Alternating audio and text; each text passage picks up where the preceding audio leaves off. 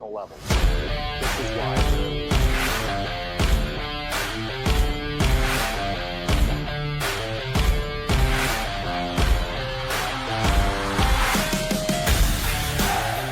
All right, guys, so today we're getting very close to summer travel ball starting. Obviously, in the southern states, high school baseball has already started and, 10, 12 games into the season. Obviously, in the northern states, it's either about to start soon or going to start maybe in the next month. So we're getting close to that recruiting startup for high school players. So I thought, again, we should revisit what is actually important in recruiting. You guys see this all over social media, like, hey, if you don't have these metrics or if you're not this physical, you're not going to be recruited. You're not going to be good enough to play Division I, right? So I thought I would answer all those questions in this video so that you guys understand what do coaches care about in recruiting, and I'm going to talk through each of these different categories that I get into.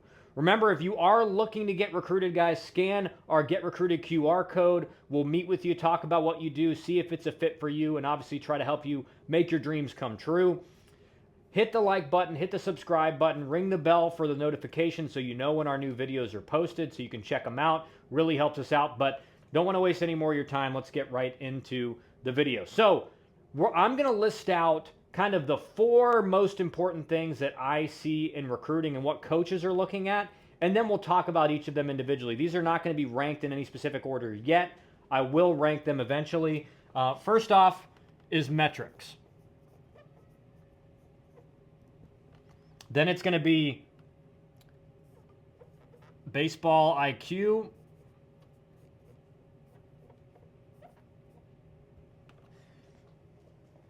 Then it's going to be makeup.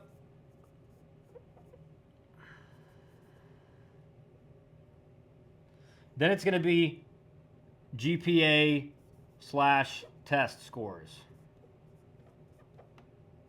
All right. So these are really the big 4 in my mind that people are paying attention to, right? If you're going to a Westmont, one of the best D2s in the country on the West Coast, like, it's a high academic school. You're going to need a high GPA. It's not, they're not just going to let guys in because you're good baseball players. You need to have a high GPA, right? So that's an important component. Makeup. Are you mentally tough? Do you handle failure well? Are you a good teammate? Do you come from a good family where you feel like the kid's not going to be a distraction in the clubhouse, stuff like that? Baseball IQ. This is something that, let's say the metrics are a little bit below where you want, but he's got an elite level baseball IQ. High level baseball IQ generally means he's going to play above his tools. So when the lights are on and the game's on the line, he's going to be better than what his tools look like. And then obviously metrics, basically this is just tools. What are the players' tools? Are they at the level that we actually need or we look for at a certain position or on the mound, etc.? So these are the 4 big ones that I see. So with metrics, every school is going to be different, right? It's the Power 4, it's going to be different. The really good mid-majors, it's going to be different. Lower level D1, D2, right? University of Tampa, Division II, is going to have much higher requirements metrics-wise than a regular D2 school. They're going to have requirements closer to the SEC or closer to the ACC. Right? Same will go for big-time junior colleges. So it depends on the level. It depends on the coaching staff because everybody looks for different things. Todd Interdonato at Boston College, he's running a speed offense. So he's not going to look for guys that can't run. So if you're a big-time, let's say you're a first baseman with a decent power bat, but you can't run at all, you may not fit into Todd Interdonato's offense. Right? He's going to look for power bats, don't get me wrong, but he wants guys that are athletic enough and that move well enough that they can still be a threat on the base path. So metrics, again, I don't want to get into, well, this velocity or this exit velocity or this. We all know generally what those are going to look like. But metrics, it's important for you guys to understand metrics are just one variable in the equation. In this 4-variable equation, metrics are just one of the things. Right? If Kyle Wren got all of his metrics done when I was in high school, my 60 time would have been off the charts. But besides that, arm strength, not probably where you want it. Weight, not where you want it. Height, not where you want it. Power, not where you want it. So there would have been a lot of guys who goes, there's no way that kid's ever going to be good. Like you see a lot of these guys on social media that tell you got to be like 200 plus pounds to play in the ACC or the SEC, like completely ridiculous. But that's they would say, oh, he's okay player, but he's just not physical enough. He's not ready. Yeah, and then I hit 340 in like the dead ball era and was a freshman All-American, led the ACC in hits as a freshman. So, don't listen to these guys who really don't know what they're talking about, because it depends on individual player, everything like this. So this is, again, varied by level and player type. And school. Let's add school in there, right? Because depending on the school, the type of offense they run, like again, look at Georgia Tech this year. Georgia Tech for the longest time was always viewed as a team offensively that was going to slug. They weren't going to run a lot. They bring in Josh Schulman from Wofford, who's done a great job with the base running and being aggressive on the base paths, but also stealing at a high percentage, right?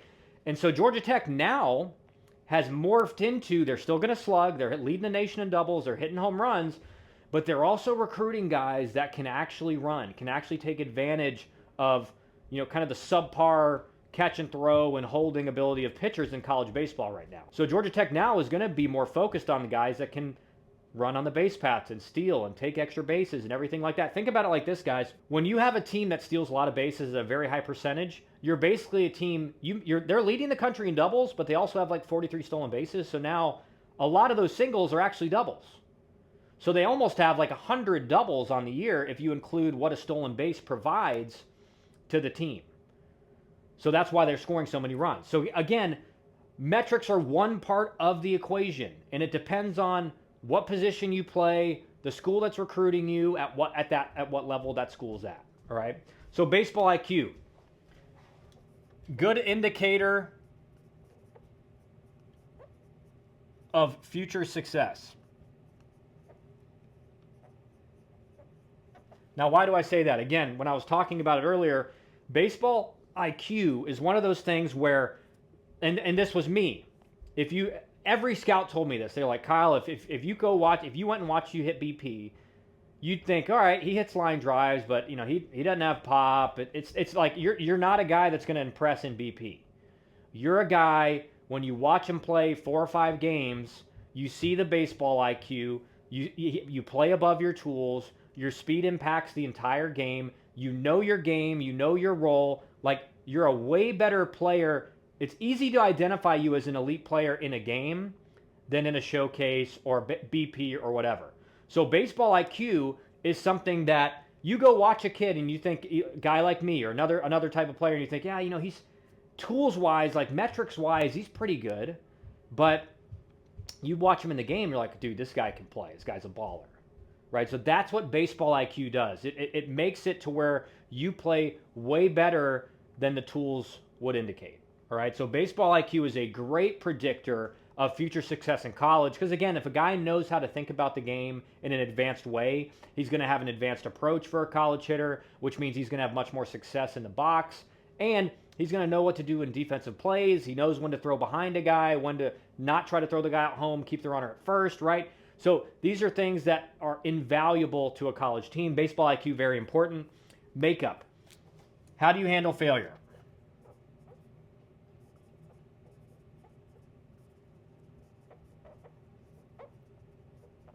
And are you a good teammate?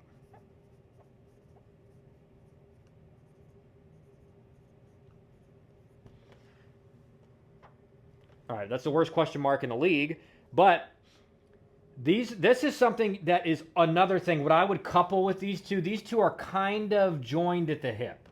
All right, really good makeup tends to be a guy who also has at least a high level baseball IQ. One, because you're able to separate your results from the process, and makeup is also involved in, is the guy a good teammate?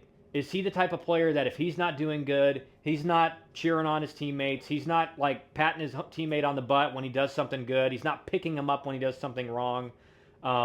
Again, you see this with players that a pitcher his shortstop will make a mistake in the field, and he's like throwing his hands up and kind of showing him up, Instead of saying, hey, dude, like, hey, let's get him the next time. I know you got it next. Like, hey, I got you. You're good. Don't worry about it. Right? That's a great teammate. That's a guy you want in your clubhouse. That's a guy you want around your program. And also, how does he deal with failure? When he strikes out, does he go and mope in the dugout, or does he, put his stuff away? He shows a little frustration, but then he gets on the fence of the dugout. He's cheering for his teammates. He sprints back out to the outfield. He's flushed it, right? I was really good at dealing with failure. I knew how to just get rid of that in my mind right away. But I would go into the dugout sometimes and put my bat in, put my helmet in, and be like, God, what are you doing? But I let myself do that, and then it was over. I didn't dwell on it because I knew there's nothing I can do about it now. There's nothing I can do about it. It's in the past. Thinking about it is only going to impact me in a negative way, right? So these two are usually joined at the hip, but makeup is very important because, again, is he a guy I'm going to have to worry about getting in trouble off campus? Is he a guy I'm going to have to worry about showing up to his classes, showing up to his tutoring sessions, going to all of his workouts? Is he going to be a guy that not only gets in trouble off the field, but may lead one of my players that's going to play for me into trouble as well? Is that a guy who, again, he's not just hurting himself, is he hurting other guys in the team? This is something you're trying to identify because, again, that can be the difference in you having a great season or not, right? If you have too many of those guys on your team, that's a bad thing. Are you going to have guys that care more about going out and partying than becoming the best baseball player they can be, right? And you always have a few of those guys on your team, but if you have a lot of those guys on your team, you're in trouble, right? If the number one priority is not baseball and school, right? I did have a coach one time say, hey, school first, baseball second. School first, baseball second. And I remember, I'll never forget that because I thought it was hilarious. But again, those have to be the priorities, right? I can tell you right now, my priority number one was I wanted to make sure my focus was number one on baseball. I wanted to play as a freshman. I was going to put as much work as I could in to make sure that happened. But I was also really focused on school. And again, if you don't do well in school, you can't play, right? If you're academically ineligible, you can't play. So coaches are trying to identify that right now. They're trying to identify, is this guy going to be trouble getting in? Are we going to have trouble keeping him academically eligible and off-field stuff, everything like that? All right. GPA and test scores. Like I said, this is where I get a question about this a lot. And it's like, do coaches really care about grades, test scores, etc.? Like at the high academic schools, they matter. Do they? I think Tracy Smith at Michigan said it best. He goes, GPA matters somewhat, but if we have the best GPA in the Big Ten, but we don't have very good players, I'm not going to have a job very long. So the caveat with the GPA and the test score is, don't get me wrong, if you have a high GPA, high test scores, it's a great indicator you're not going to struggle academically. So this guy's going to be eligible, but you have to be a good enough player to play at the program. So test scores are great and GPA is great for getting you academic money, stuff like that. It makes you a more attractive prospect because that we're not worried about him being academically ineligible. But this is probably number 4 on the list, just to be honest. That's number 4. Because unless you're at a very high academic institution, right, if you're going to try to go play at Yale, you got to have very good test scores, very good GPA, bunch of AP classes taken. Because a lot of the Ivy Leagues now have moved back to, it's not test score optional anymore. Like the test score matters, right? So if you're going to an Ivy League, that's really important. If you're going to a Duke, a Georgia Tech, again, they're going to have ways, they're not going to be as strict on the athletes GPA and test score wise, but there is still a level that you have to be at. And so besides the high academics, GPA really, it's not a huge factor. Again, if a kid can really, really play and you think this guy's going to come in and start right away for us and his GPA is just okay, you're not like, well, his GPA is okay, we're not taking him. That's not what they think. So again, matters more for high academics.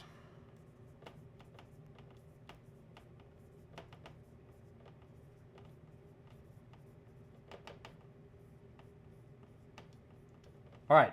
So how would I rank the rest of these? Okay. How would I rank the rest of these and on what coaches are looking for? Now, what I will say is these 3 things, it's probably not a 1, 2, 3 scenario, like all three of these are vitally important. And again, like if the guy's metrics are really, really good, you're probably going to take him, even if he's got bad makeup, even if his baseball IQ is not great. Like if he's just an elite, and with baseball IQ is also this like, is he a ball player? Right? And the reason I have to add that is because metrics are great, but we've all seen plenty of dudes who are like showcase ponies, and you put them in the game and they're terrible. Right? And so when a coach is out recruiting, they know that. So your metrics, even if they're elite, you better be a good baseball player first. So that this is number one for me. Number one, and I'll put it right here as well. Number one is baseball IQ.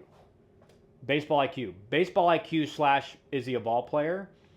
Because I have seen so many guys that are elite metrically, and you watch them in game and they're terrible, and they're not going to schools you would think they would go to because they're not a baseball player.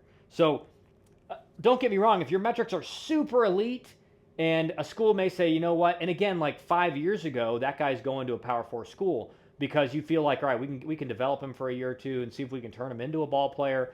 But now more than ever, like they need impact players right away.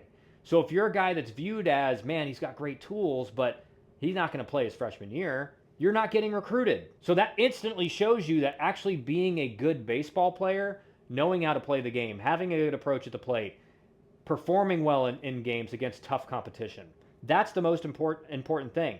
And you could also include like, and this is like performance as well. Baseball IQ, is he a baseball player? If you have a high baseball IQ, you're a baseball player. You're a guy that's going to perform above your tools, so you're a high performer. That's why this is number one. And we can even put performance here as well. Is number one. Number two, I think, is metrics. Right? Because the metrics have to be at a certain level for the player. If he's not a baseball player, even if the metrics are where they need to be, and you guys see this everywhere, right? You see guys that are like, oh, this guy's exit velo is good, his 60 times good, his arm strength's good, but he doesn't have any offers. He's not going to a Division I school. Well, why is that? Because he's not a baseball player. He's actually not a good baseball player. He looks great in a showcase. His metrics are great, but he's actually not a very good player, right? So that's why that's number two. The metrics have to be somewhere. They're important. You're not recruiting a guy. You're not going to recruit like an elite baseball IQ baseball player if his metrics are absolutely terrible, right? That goes without saying. But in my mind, the guys that recruit at the highest levels, they're identifying the best baseball players that also have good metrics, right? It's not the other way around. They're not identifying guys with great metrics or the guys with elite metrics that are also good baseball players. They're like, this guy can play, his metrics are good, we want him. All right, number three obviously will then be makeup, because like you need a guy, even if let's say he's an elite baseball IQ, and again, usually those things are coupled together pretty well. Guy with a high baseball IQ usually is a pretty good job of dealing with failure. But again, these are the two most important, right? Because if they're a performer and they have good metrics, you can deal with, all right, there's some makeup issues there. He gets a little bit too on himself, or, we need to work on how good of a teammate he is. But that stuff you can correct in the fall. That stuff, when the guy is a bad teammate, you bring him into the dugout and you say, dude, don't do that again. You want these guys to support you. You want these guys to have your back. Like, be a good teammate. You do it again, like, you can just go home for the day. You don't want to be here to practice, right? That nips that in the bud right away. It's like when a guy doesn't hustle down the line in a practice, and the coach said, hey, you must be tired. You didn't show up today with a lot of energy. Take a shower, go home. We'll see you tomorrow. Come back when you want to play hard. You do that one time in practice, nobody's going to coast down to first base. Nobody's going to be jogging to first base. So again, like, makeup is probably number three, because makeup is probably one you can have the greatest impact on in helping a guy develop that makeup.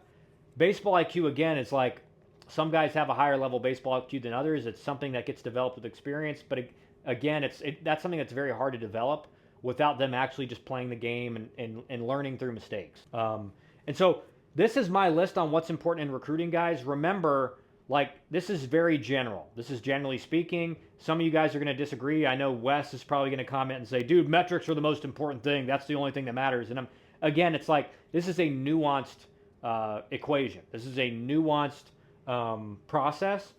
And again, like, we've all seen players that have great metrics and they're not going to Power 4 schools. And there's a reason for that. There's a reason for that. You see way more guys who show up that are not expected to be great players because they're not like a highly rated guy. They're not like a top 100 guy like myself. And they show up and all of a sudden you're like, dude, where did this guy come from? And it's because he's a high performer, high baseball IQ, guy's a ball player, right? That's the separator, generally speaking. That mental side, that baseball IQ, that makeup, everything like that. So let me know what you guys think in the comments. I hope this helps. Interested to hear what you guys think. We'll be back with another video tomorrow.